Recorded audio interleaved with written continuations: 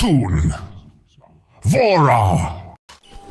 बेरमपुर मध्य प्रदेश की वादियों में बसा एक खूबसूरत गांव। लेकिन इस गांव में छिपे थे कुछ ऐसे भयानक रहस्य जिन्होंने उस सदी में निवास करने वाले साहसी लोगों के दिल में भी एक खौफ पैदा कर रखा था।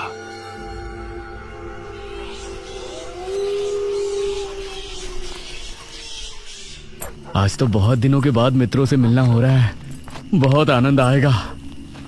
अरे मदन, कहाँ जा रहा है इस समय? पिताजी, मेरे मित्रों से इतने दिनों बाद मिलना हो रहा है। वो सुबह होने पर वापस नगर चले जाएंगे।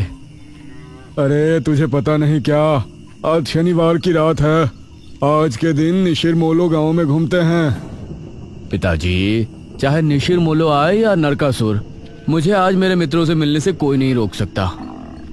ठीक है, लेकिन ध्यान रहे, जैसे ही तुमको उनके कदमों की आहट सुनाई दे और उनका वो मंत्र जिसको वो दोहराते हुए आगे बढ़ते हैं, तो उन्हें बिना देखे किसी ऐसी जगह छिप जाना जहां से ना वो तुमको देख सके ना तुम उनको। और जब तक उनकी आवाज आना बंद ना हो जाए, उनके सामने नहीं आना। वो 4 भयानक आदमी होते हैं जो अपने कंधों पर एक ताबूत को उठाए होते हैं, और अगर कोई उन्हें देख ले तो वो जिंदा नहीं बचता। मुझे पता है पिताजी, अब मैं चलता हूँ। यह कहकर मदन घर से निकल गया, लेकिन उसके पिता के चेहरे पर उसकी फिक्र साफ नजर आ रही थी। निशिर मोलो आ जाएंगे और साथ ले जाएंगे। ऐसा लगता है कि हमारे गांव के लोग अभी भी दूसरी सदी में जी रहे हैं। वो तेज तेज कदमों के साथ आगे बढ़ रहा था। कुछ देर बाद उसे जंगल की तरफ एक पगडंडी वाला रास्ता नजर आया। यहां से जाऊंगा तो जल्दी पहुंच जाऊंगा, यहीं से आगे बढ़ता हूं। बिना ज्यादा सोचे वो जंगल के अंदर बने उस पगडंडी वाले रास्ते पर आगे बढ़ गया।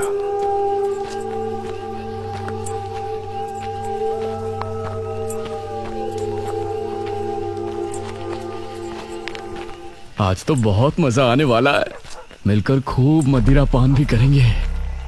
तभी उसे भारी कदमों की आहटों के साथ कुछ आवाजें सुनाई देने लगी। इन आहटों और आवाजों को सुनकर वह एकदम से चौंक पड़ा और उसकी आंखें डर से बड़ी हो गईं। हे भगवान! वो जल्दी से झाड़ियों की तरफ भागा और उनमें छिपकर बैठ गया। वो झाड़ियों की ऊंट में बैठा लंबी लंबी सांस ले रहा था। वो आवाजें अब और ज्यादा साफ होने लगी थी। उसे यकीन था कि अब वो लोग उसके करीब ही आ रहे हैं। उसने धीरे धीरे छिपकर अपनी एक आंख से उनको देखा और वो हैरान रह गया।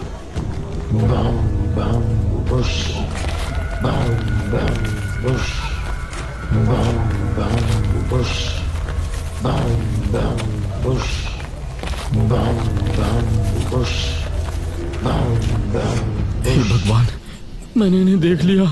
हाँ। मदन पूरी तरह से झाड़ियों में छिप गया और कुछ देर अपनी सांस तक रोके वहां छिपा रहा। फिर उसने धीरे से झांक कर देखा तो अब वो लोग कहीं नजर नहीं आ रहे थे। लगता है चले गए।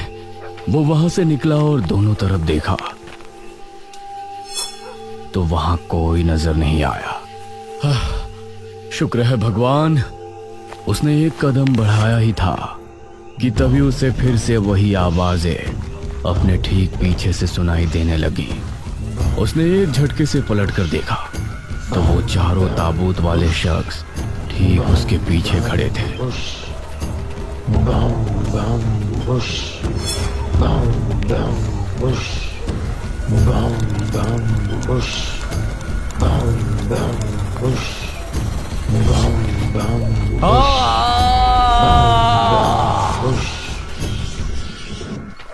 इस तरफ जब देर रात भी मदन वापस नहीं लौटा तो उसके पिता को उसकी चिंता होने लगी। उसने गांव के एक आदमी विपुल को साथ लिया और जंगल की तरफ रवाना हुआ।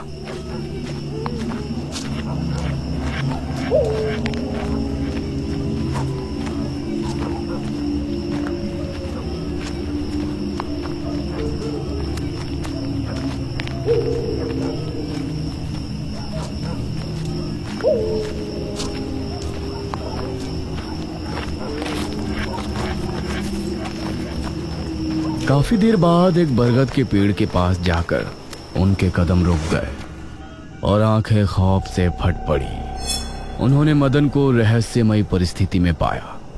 उसके चेहरे पर डर और आंखों में खौफ ऐसा नजर आ रहा था कि जैसे उसने हादसे से पहले बहुत ही भयानक मंजर देखा हो। मदन!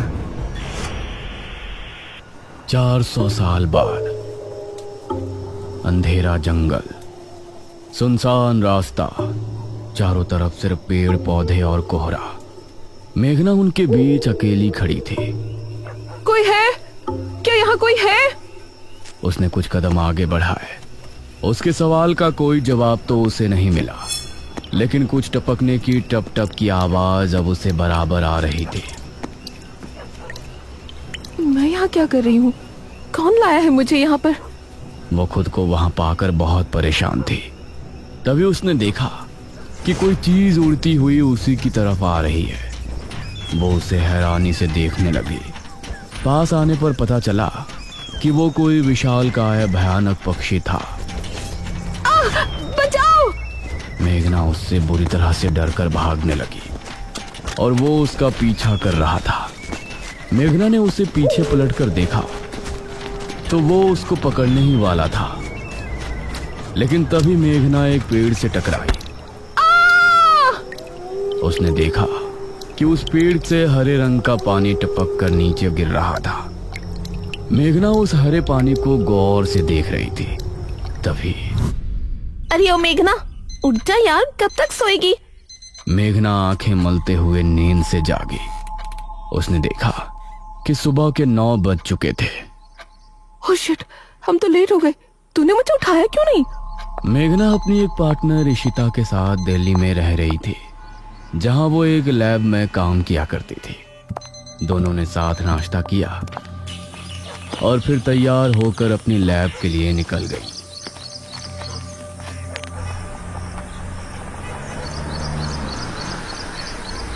तेरा ऑमलेट खा खा कर मेरा पेट खराब हो चुका है। रोजाना कच्चा ही बनाकर दे देती है। शुक्र मना कि कच्चा भी खाने को मिल तो रहा है। तेरे भरोसे रहेंगे तो वो भी नहीं मिलने वाला। सोकर ही 9 बजे उठती है।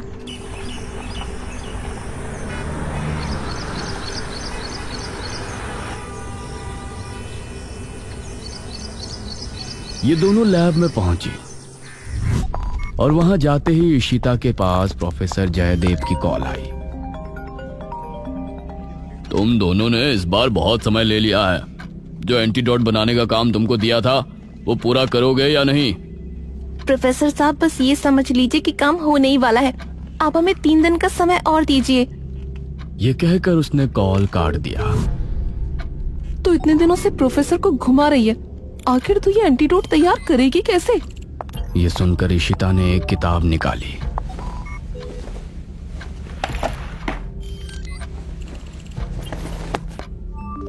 यार देख ये किताब, इसमें बहुत से ऐसे लिक्विड के बारे में लिखा है जिनकी कहानी पुरानी दंत कथाओं और लोक कथाओं से जुड़ी है। तो तू कहना क्या चाहती है? मुझे इस किताब में बहुत ही अनोखे लिक्विड के बारे में पता चला है, जिसे मृत्युंजय अमृत कहते हैं।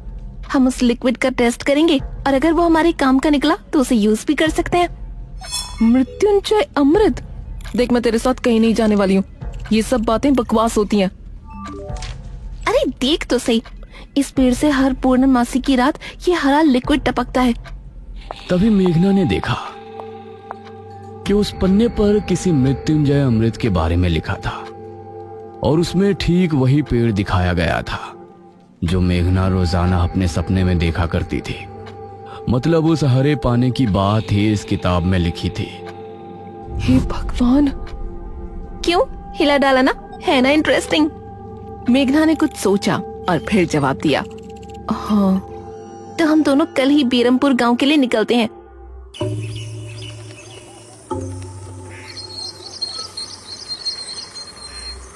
ये दोनों अगली सुबह ही बस से बेरमपुर के लिए निकल गई।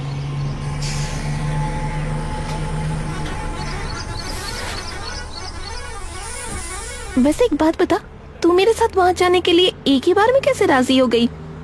मेघना ने सच को छिपाते हुए कहा, ऐसी अनोखी चीज देखने के बाद भला कौन नहीं होगा जो इसको देखना नहीं चाहेगा? ओहो, ये हुई ना बात। मैंने तुझे पार्टनर बनाकर कोई गलती नहीं की।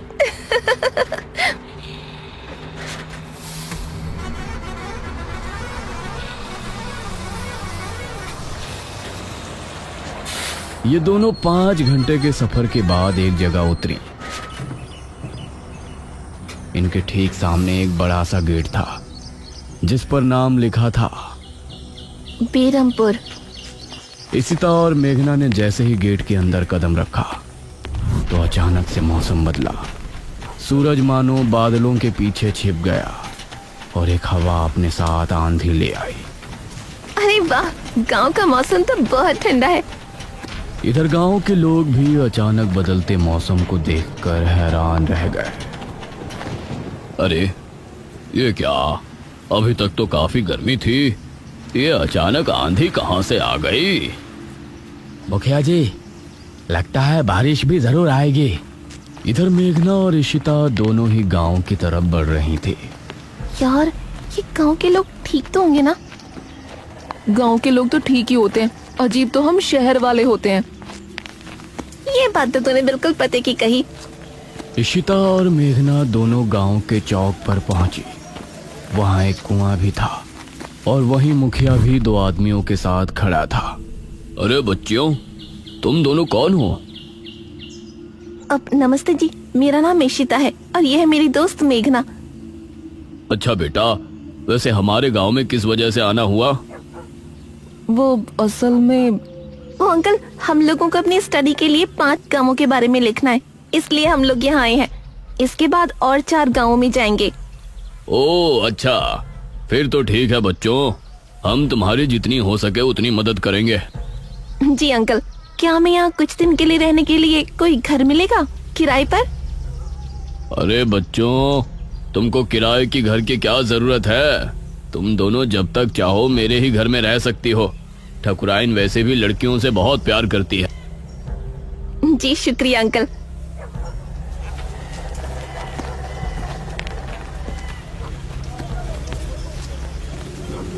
मुखिया इशिता और मेघना को अपने घर ले आया। तभी घर के मंदिर में जल रहा दीपक बुझ गया। अजी सुनती हो ठकुराइन? जी आई। ठकुराइन कमरे से बाहर आई। नमस्ते आंटी। नमस्ते बेटा। ओ जी, ये प्यारी प्यारी बच्चियां कौन है? ये दोनों शहर से अपनी पढ़ाई के सिलसिले में आई हैं। हमारे गांव के बारे में लिखना चाहती हैं। वो क्या होता है रे, वो रिसर्च करने आए हैं। तभी वहां पर एक और लड़का आया। क्या कहा? हमारे गांव पर रिसर्च? इशिता और मेघना ने उसे देखा। भला हमारे बेवकूफ गांव में आपको क्या मिल सकता है? ये सुनकर इशिता और मेघना हैरान रह गई। चुप करो अनुज, ऐसे कोई अपने गांव में बोलता है क्या? ये मेरा बेटा है अनुज। अनुज ने मेघा और इशिता की ओर देखा और उन्हें हाथ जोड़कर नमस्ते किया। नमस्ते बेटा अनुज, जरा इन दोनों को वो खाली कमरा दिखा दो जो तुम्हारे कमरे के बराबर में है। ठीक है पिताजी, आओ देवियों। देवियों? अनुज कॉरिडोर से होते हुए उनको कमरा दिखाने ले जाने लगा।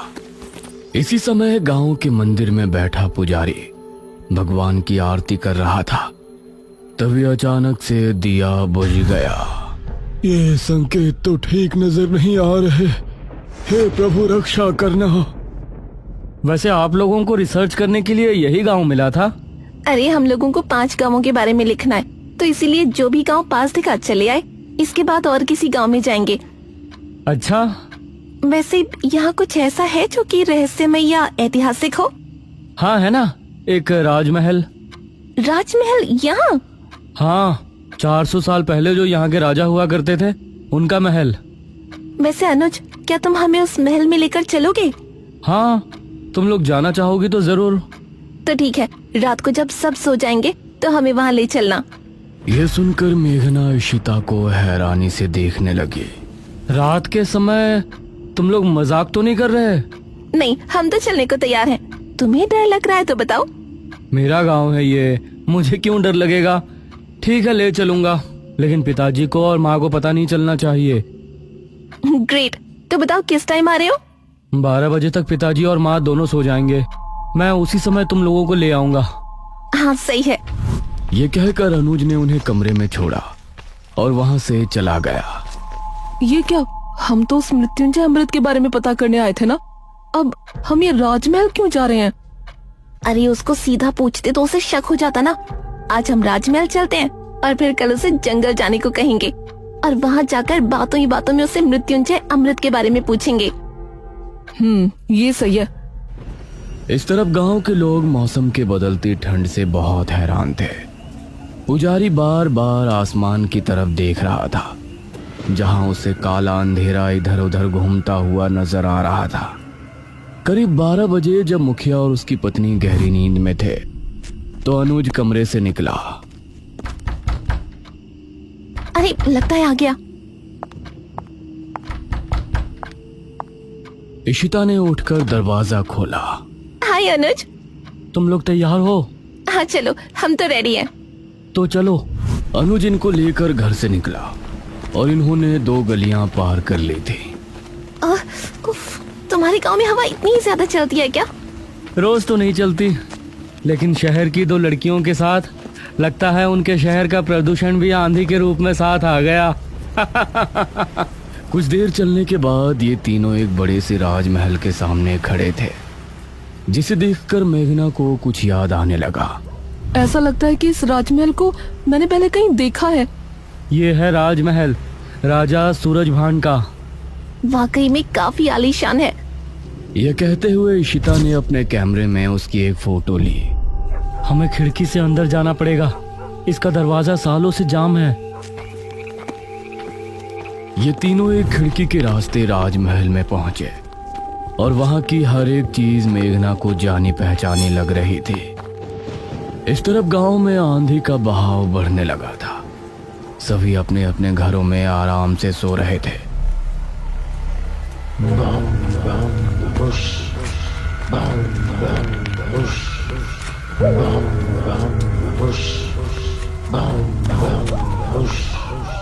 अरे ये आवाज तो निशिरमोलो। गांव के सभी लोगों के दिलों में खौफ उतर आया। उसी समय मुखिया के कमरे में गांव का पुजारी हड़बड़ाता हुआ पहुंचा। मुखिया जी उठिए। मुखिया चौंकता हुआ नींद से जागा। क्या हुआ पुजारी जी, इतनी रात में आप? गांव में निशीर मोलो की आवाज गूंज रही है, सब बहुत डरे हुए हैं। पुजारी जी, ये कैसे हो सकता है? निशीर मोलो यहाँ कैसे आ सकते हैं? वो तो कई सालों पहले सो गए थे। जरूर कुछ ऐसा हुआ है जिससे वो जाग उठे थे। हमारा मन बहुत विचलित हो रहा है। गांव के सभी लोग अपने अपने घरों में जाग चुके थे और डरे बैठे थे। यह आवाज सभी के दिलों में खौफ पैदा कर रही थी। मेघना, इशिता और अनुज तीनों इस बात से बेखबर राजमहल में घूम रहे थे। ये कैसी आवाज है? हाँ, मैंने भी सुनी। ऐसा लग रहा था कि कोई सिपाही भारी जूतों के साथ गलियारे में चहलकदमी कर रहा है, लेकिन दूर दूर तक कोई नजर नहीं आ रहा था। उसी समय गांव के 2 आदमी संपत और कप्ता जंगल की सरहद पर बैठे हुए जुआ खेल रहे थे। अरे संपत यार, चल घर चलते हैं, अब बहुत समय हो गया। ओहो, अब तू हार रहा है तो घर चलते हैं। अरे चुपचाप पूरी बाजी खेल, इससे पहले तो मैं तुझे जाने नहीं दूंगा। हाँ। यह सुनकर कप्ता फिर से उसके साथ पत्ते बांटने लगा। उन दोनों को यह आवाज सुनाई दी। तेज आंधी की हवाओं में उनकी आंखें बहुत मुश्किल से खुल रही थी। उन दोनों ने देखा कि सामने से 4 आदमी अपने कंधों पर एक ताबूत उठाए मंत्र पढ़ते हुए चले आ रहे हैं। संपत और कप्ता इससे पहले कुछ करते, वो चारों आकर उनके सामने रुक गए। हवा का रुख थोड़ा कम हुआ। वो चारों अपनी लाल चमकती आंखों से संपत और कप्ता को घूर रहे थे। इधर इशिता, मेघना और अनुज को एक दरवाजा खुलने की तेज आवाज सुनाई दी और वो चौंक पड़े। न जाने उस दरवाजे से कौन निकला, जिसको देखकर ये तीनों चौंक पड़े। वही संपत और कप्ता के सामने खड़े वो चारों शख्स जो कि निशूर मोलो थे। उनके कंधों पर रखा ताबूत खुल गया और उसके खुलते ही संपत और कप्ता की चीख पूरे गांव के लोगों ने सुनी, जिसे सुनकर सभी गांव के लोग डर गए। ये किसकी चीख थी जी? निशिर मोलो, ये चीख किसी अनहोनी की संकेत थी। निशिर मोलो आखिर कौन है? क्या है मृत्युंजय अमृत? और क्या संबंध है मेघना का इन सब से? इन सभी सवालों के जवाब जानने के लिए हमारे साथ जुड़े रहिए इस कहानी के अगले भाग में भी।